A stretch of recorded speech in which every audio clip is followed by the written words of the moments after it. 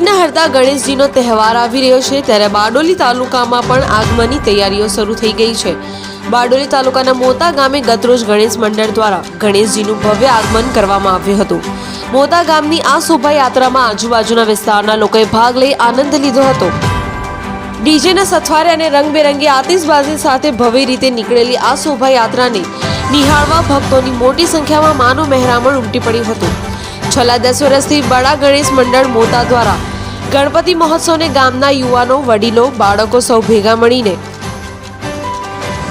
તન મન ધનથી પોતાનું યોગદાન આપી આ ઉત્સવને ભક્તિભાવપૂર્વક ઉજવે છે।